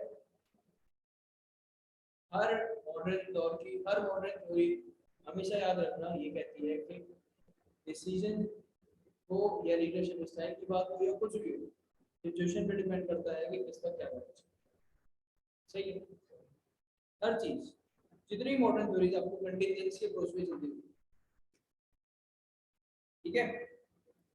एग्जांपल पढ़ लेते हैं इसकी, सॉरी डेफिनेशन एग्जैक्ट क्या है वो पढ़ लेते हैं। सेंट्रलाइजेशन कहता है the systematic and consistent reservation of authority at central point within the organization.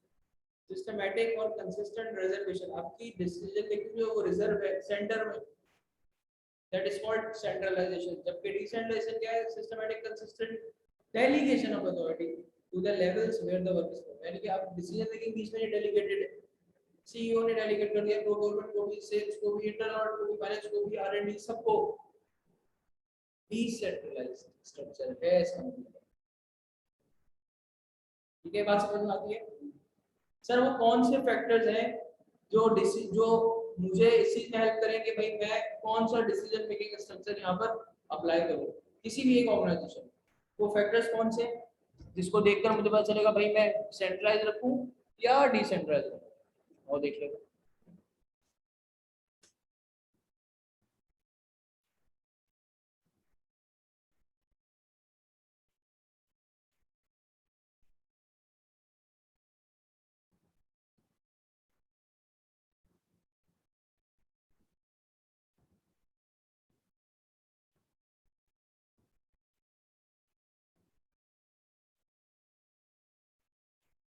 Sir सबसे पहला है साइज ऑफ ऑर्गेनाइजेशन। ऑर्गेनाइजेशन का साइज ये डिफाइन करेगा कि सेंट्रलाइज या डिसेंट्रलाइज। सर अगर छोटा हो तो क्या करें, बड़ा हो तो क्या करें, आगे जाके पता चलेगा हमें।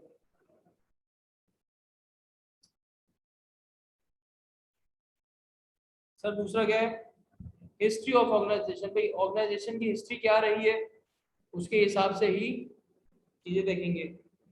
मैनेजमेंट की क्या फिलॉसफी है, क्या मैनेजमेंट टास्क ओरिएंटेड है या पीपल ओरिएंटेड है? ठीक है, याद आई वो चीज। अवेलेबिलिटी ऑफ मैनेजर्स, भाई ऐसा तो नहीं है कि पूरी बड़ी ऑर्गेनाइजेशन है लेकिन मैनेजर एक ही है। सही है, तो अगर ऐसा हो तो ऑब्वियसली मुझे डिसेंट्रलाइज रखना पड़ेगा, क्योंकि एक बंदा कितने डिसीजन लेगा बैठ के। नेचर ऑफ फंक्शंस, क्या फंक्शन स्टैटिक है या कॉम्प्लेक्स है?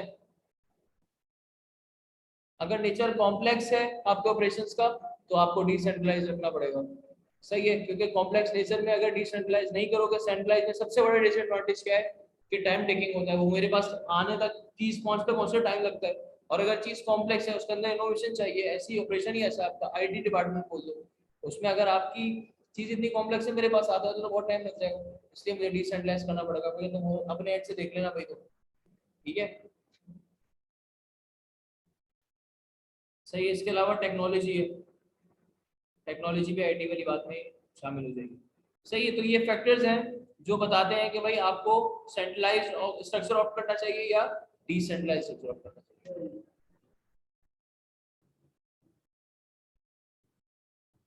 इसके बाद आ गया advantage of centralization and limitation of decentralisation.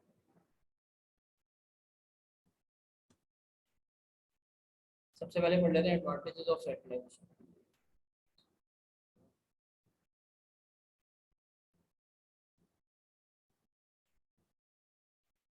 Sir centralization की एडवांटेज क्या है? सबसे बड़ा एडवांटेज ये है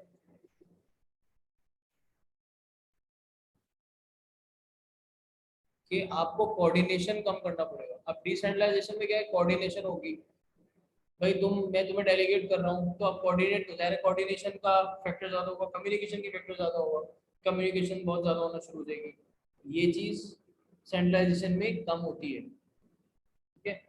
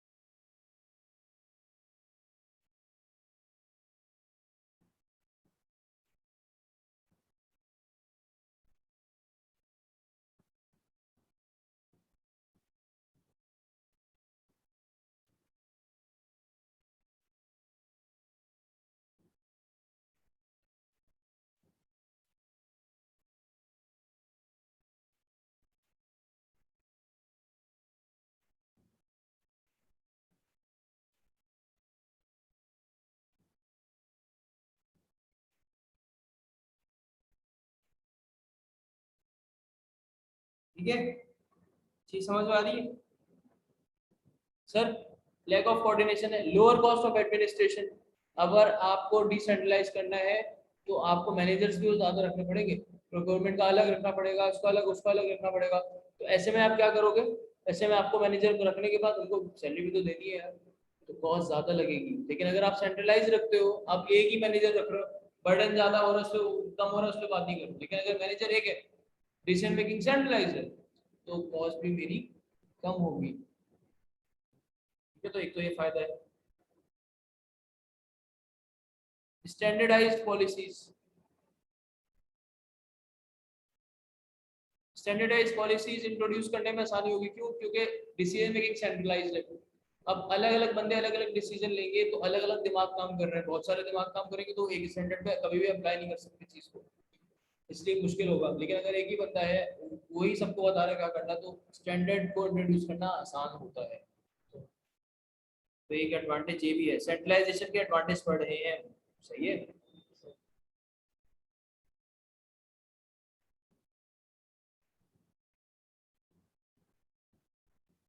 रिटेंशन ऑफ कंट्रोल रहता है, सही, कंट्रोल अपने पास रहता है। सीईओ के पास कंट्रोल है, उसको पता है कि मेरे हाथ में कंट्रोल। लेकिन अगर मैं डिसीजन किसी को आगे डेलीगेट कर दूंगा तो कंट्रोल मैंने पास कर दी, तो उसमें खतरा उस तरीके से कि भाई कंट्रोल पास के हो सकते हैं, एक्सपीरियंस हो सकता है, उस तरीके से ना ले पाए डिसीजन।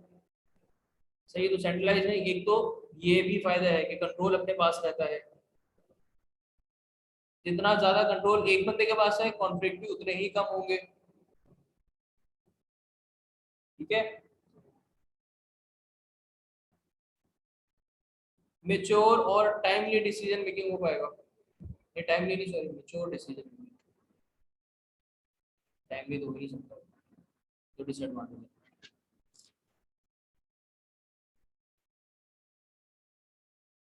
ठीक है सर।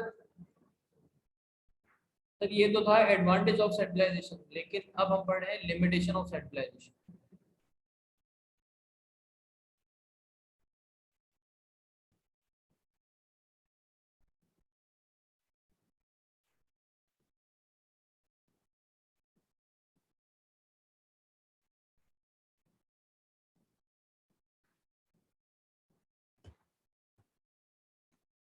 चलो सर, लिमिटेशन सबसे पहले लिमिटेशन क्या है, बर्डन बढ़ जाएगा बहुत ज्यादा। अब एक बंदा पूरी कंपनी के डिसीजन ले रहा है तो बर्डन आ जाएगा sir, burden on top management. Simple सी बात है यार, एक बंदा कितना काम करेगा? ठीक है। सब ऑर्डिनेट्स डीमोटिवेट हो जाएंगे, क्योंकि उनको जब ये दिखेगा कि वो काम कोई हमसे तो करवा ही नहीं रहे। सारा काम खुद कर रहे हैं, हमें सिर्फ बता रहे हैं ये करना है वो करना है, तो सबऑर्डिनेट क्या हो जाएंगे, डीमोटिवेट हो जाएंगे, वो समझेंगे कि हम इतने लायक नहीं है, इतने काबिल नहीं है, और वो डीमोटिवेट हो जाएंगे। डिलेड डिसीजन मेकिंग को पहले हम डिस्कस कर चुके कि टाइम लगेगा सर सेंट्रलाइजेशन में, मेरे तक पहुंचते पहुंचते टाइम लगेगा, तो डिसीजन मेकिंग डिले हो सकती है, डिलेड डिसीजन मेकिंग।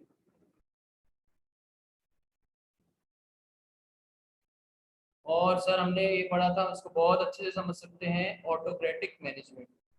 ऑटोक्रेटिक में क्या था, डिसीजन लो और बता दो, सिर्फ बताना है, पूछना नहीं है कि मैं आपसे पूछ नहीं रहा, मैं आपको बता रहा हूँ आपने करना है। ऑटोक्रेटिक मैनेजमेंट स्टाइल होता है सेंट्रलाइजेशन में।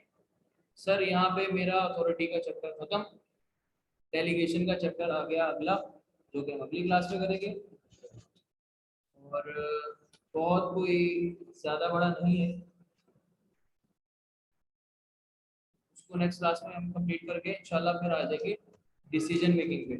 डिसीजन मेकिंग देखो, जो सीक्वेंस मैंने बनाई है ना, इंशाल्लाह आपको ऐसा लगेगा ही नहीं कि आप ट्रैक से हट रहे हो।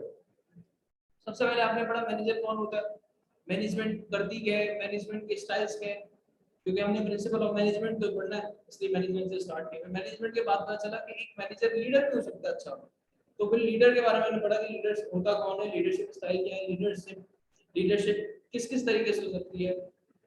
फिर हमने पढ़ा कि सर यहाँ तो मैनेजमेंट और लीडरशिप में चीजें पास ऑन भी हो रही हैं, डेलीगेशन भी हो रही है सर, और डेलीगेशन भी वो कर रहा बंदा कर रहा है जो अथॉरिटी में, तो क्यों ना पढ़ लिया जाए कि अथॉरिटी कौन कौन से टाइप की होती है। पता चला सर अथॉरिटी होती है 3 टाइप की, लाइन, स्टाफ और फंक्शनल। लाइन, स्टाफ, फंक्शनल तीनों पढ़ लिए हमने, पढ़ा कि उसके अंदर कॉन्फ्लिक्ट क्या हो सकता है, हमने पढ़ा उसको रिजॉल्व कैसे करना है, और हमने सबसे इम्पोर्टेंट ये पढ़ा कि कॉन्फ्लिक्ट आता क्यों है।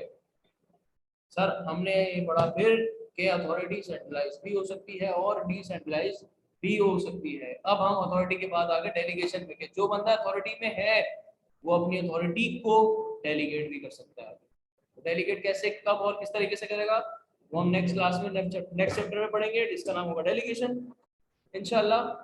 So that's it for now. Next class में वही किसी भी बात जाते हुए कि पिछला रिवाइज कर रहे हो जब भी फायदा है, वरना चीज ऐसी रहेगी फायदा नहीं होगा। तो लास्ट क्लासेस जितनी भी हैं सारी अगर नहीं देखी तो देख लो, ताकि चीज स्ट्रीमलाइन हो, लिंक हो, चीज सही है, टूटे ना।